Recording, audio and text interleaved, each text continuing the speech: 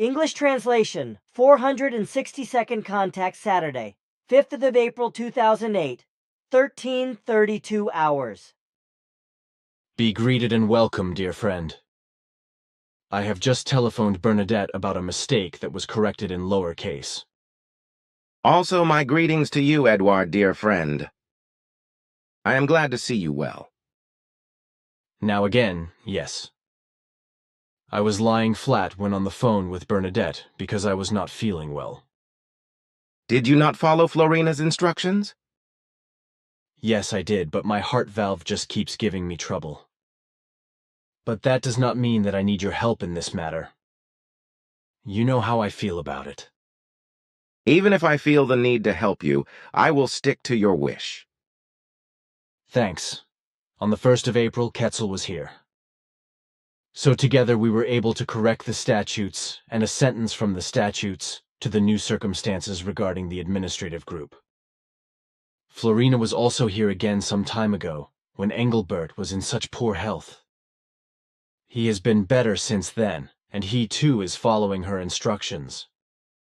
I know that, and it is good that you both follow her instructions. For my part, I will also suggest to Engelbert those things which Florina has instructed him to do through you, in the same wise. Have you got the deductions for Quetzal from what you corrected? I will bring you the proofs later. I have to pick them up from Bernadette's. Engelbert will act on your word, I am sure. But look here, I have a DVD that Michael Horn sent to Christian Freener. We watched it together. Christian has reservations about the recordings, which also applies to me. Look here, the DVD is entitled Capturing the Light, 30,000 Feet of Proof. In my opinion, the woman who made these recordings is schizophrenic, because she claims to receive messages from some beings. But the whole thing is probably based on voices she hears in her schizophrenia. Christian is of the same opinion. And the recordings of the lights she made are, in my opinion, not based on beam ships or bioorganic flying objects, and therefore not on rods either. Also, it is not about earthquake lights or atmospheric phenomena, etc., but in my opinion, it is about staged photographs with light bodies, but also photographs of the moon, etc. Then there are many more images that consist of various light paths, exactly as Dr. Jonas from Vienna made them before my eyes, and claimed that they were ghost images, and the like. A man from Munich took the same pictures. He also had a doctorate. The pictures were taken by photographing standing light sources of different colors in the darkness, in such a manner that the camera aperture was left open, and the camera was moved slightly back and forth during the long shot. With Dr. Jonas, I also observed that he closed the camera aperture again, but only to open it again for further exposures with other light sources, thus creating double and triple exposures. And exactly such shots with exactly the same light strip figures can be seen on the DVD. Similar pictures with light strip figures are also created when lights in motion and vehicles with their headlights, etc., are photographed during long exposures in the dark. Now I would like, if you have time, that you look at this DVD on my computer, and then tell me what you think about it. I would like to do that. If you set it up for me? It will be quick. The computer's running and the disk is already in. So, there it begins. For my part, I have to run over to the bathroom, and then I also check the prints at Bernadette's. One more question. I was asked again about the thing with Christoph Blocher. After all, he was ostracized from the Federal Council by a party conspiracy, as you said. But the same conspiracy also led to the election of a new federal councillor, namely Evelyn Widmer-Schlumpf. I was asked what you think of this appointment to the Federal Council. The whole machinations were based on a party conspiracy, as I already explained on the 7th of March. This conspiracy by various parties deprived Christoph Blocher of his office as federal councillor, which was in no wise right, because the whole thing was a party agreement that no democratic traits in any wise, as is always the case with party agreements. The parliamentarians who removed Christoph Blocher from office thus acted against the rules of democracy as a result of the agreement. It happened also that the woman was appointed as the new federal counselor by the party conspiracy, so that the whole thing did not correspond to a democratic election, just as the exclusion of Christoph Blocher happened in the same undemocratic way. Mrs. So the whole thing with the deposition was not a democratic ballot, nor was the appointment of the new federal counselor, but rather it was a concerted intrigue by certain parties, which meant that the new federal counselor held her office unjustly. Those are the logical facts, which I believe all sincere, impartial, and just humans must see and judge equally. But those who see things differently, I think, are not disposed to the truth, blinded by the lie, biased, and incapable of making a neutral assessment of the whole. There is no doubt about that. Then I will leave now, so you can watch the DVD in the meantime. Took a little longer than I thought, because I got held up. Bernadette prepares the prints you want, and then puts them in my living room where I can get them for you. I see you have obviously seen enough of the DVD already, otherwise you would not be dealing with the magazine. What do you think about what the woman says and about the photos and films? The 20 minutes I spent on it, I can only judge in the sense that you have done it yourself. The woman herself suffers from schizophrenic hallucinations or sensory delusions in relation to her hearing voices, which are not based on reality. In addition, she succumbs to a need for recognition, which she tries to conceal by deliberately falsely stating the opposite. The proof in this respect can be found in the fact that she has shown her evidence films and evidence photos around in order to attract attention. If she were not in need of validation, she would not have done so, just as she would not have taken the photographs, which in fact look very much like lights being positioned, partly moved and filmed in the dark.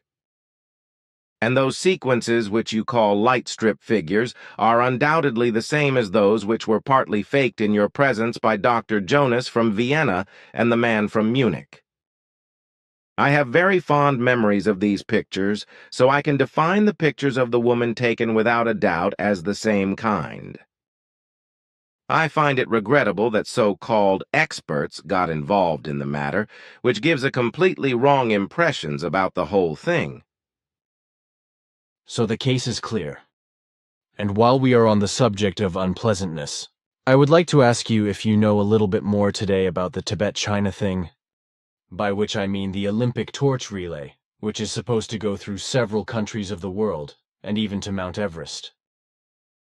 I could imagine that the Tibetans in exile and their followers and those of the Dalai Lama will demonstrate against it worldwide. This corresponds to the reality, because through the Dalai Lama's false propaganda and his political and religious machinations, a great many humans are being incited and misled with regard to his real intentions and the reality of what is happening in Tibet and its context. Thus, many innocent people are being misled about the reality of things regarding China and the Olympics, causing riots, crying for Olympic boycotts, fisticuffs, being incited to other violence and demonstrations, and tarnishing the apolitical spirit of the Olympics. So all those of low intelligentum and ignorant people who take part in it, similar to 1980, make the Olympics a political cause and thus jeopardize the peaceful and people's uniting sense and purpose of the Olympic Games, which has nothing to do with politics and which must remain excluded in any case. What is therefore being demonstrated against China throughout the world has nothing to do with the Olympic Games. And so the demonstrations by Tibetans in exile and their supporters and those of the Dalai Lama must not be used for political purposes. The Olympics must remain unaffected by this, because only that is right, and therefore boycotts, riots, fights, destruction, and other Gewalt, and demonstrations of all kinds against the games and the participation of athletes in them are illegal and contrary to the Olympic spirit. I see it likewise so. You bring it to the point. The Dalai Lama's machinations regarding his claim to power over Tibet and its aspired independence from China is a purely political matter and has nothing to do with the Olympics in China. The fact that he is nevertheless deceitfully politically inciting his believers and other followers against China and the Olympics is something that they obviously do not realize, nor do all those government incompetent rulers who hype him up and see him as a saint. These rulers are so much of low intelligentum and dim-witted that they think they can bask in his spirituality and shine with it, not realizing that they are shaking hands with a wolf in sheep's clothing, as you called him. As a clergyman, he is hypocrisy itself, and what he has to do politically with China is his business alone, for it is he alone among all Tibetans who claims spiritual and political might for Tibet. So, from his side, the whole thing is only a primitive claim to power, through which he is at loggerheads with China, which in turn exerts evil violence in Tibet, with the Tibetans, and indeed also the supposedly peaceful monks, exerting counter-violence. This violence is also exercised by the Dalai Lama. Even if he does it deceitfully through the believers and other followers he has misled, who leave their blood or are otherwise harassed or punished, while not a hair on his head is touched. But this should not distract from the fact that China, just like the Dalai Lama and the Tibetans, also commits evil mistakes and spreads fear, terror, horror, and death through evil violence, only that China does it openly and thus infuriates the world, while the Dalai Lama remains unscathed through his nasty, deceitful machinations. Because officially, nothing can be proven against him, since he only preaches peace in public, but sows misguidance and violence in the background. His believers and other followers do not want to see or know the real truth. Contrary to this, however, all the evils of the Chinese machinations are exploited in such a way that through it worse hatred arises and more is destroyed than made good. So that also China could learn and become peaceful and get rid of its human inhumanities and its Gewalt. Or, in addition, by the riots, demonstrations, and by the other violence and by the destruction of those who only rise against China in hatred, vindictiveness, and enmity, every chance is destroyed. I am also thinking of the United States, where there will probably be riots and demonstrations and Olympic boycotts by those of low intelligentum and the uninitiated. This in a country that has enough dirt on its own and spreads terror and death worldwide through its secret services, just as the U.S. forces do, thinking only of Iraq, Afghanistan and Guantanamo, etc. Yet this is probably not being heard from China haters around the world, because the U.S. reign of terror is taboo, because many states in the world depend on them and are too cowardly to openly share the truth. Low intelligentum, dim-wittedness, belief and dependence as well as cowardice are unfortunately very much the property of many humans, and cannot be remedied because understanding, intellect, and rationality are missing for this. If peace, freedom, and harmony are to one day arise on the earth, then a radical rethinking must take place, which must be free from lack of love, hatred, vengeance, revenge, retaliation, deception, belief, terror, and Gewalt, as well as from striving for power and profit, etc. I can only agree with that. But what I want to say now, a translation of the Goblet of the Truth into English, should only be done according to good English British written language, but not according to American English, because the American language is completely unsuitable for this important work. Although the English language is generally characterized by deficiency in comparison with German verbal and written language, British English is still more acceptable in comparison with American English and of a kind that can be described as cultivated. It is a pity. However, that the book has to be translated into other languages at all, because much is lost through every translation into other languages, which can only be expressed correctly in the German language. Also, the code cannot be transferred into other languages. And if the book is published in foreign languages, then the original German text must be included, as already determined by Nocodemion. That goes without saying. Translations are quite expensive, however, so I have set up a special bank account for the appeal for donations made for this purpose, so that the costs can first be collected for an English translation. I have spoken to you before about the fact that the Goblet of the Truth could be translated by Rebecca, which you said would be fine if she was suitable. That is correct, but in this respect you first have to clarify exactly whether she can really do the translation in the desired framework with regard to British English. If that is the case, then there is probably nothing to be said against it, if she is also up to the task in all other necessary areas. However, I do think, because I have thought it through again, that a special expert should translate the work after all. It is up to you, however, to bring in the necessary clarifications in this regard, because we, for our part, do not want to and must not interfere in these matters. If the clarifications show that Rebecca does not meet the necessary requirements, which I now assume she does, then you would have to find someone else to do the translation work.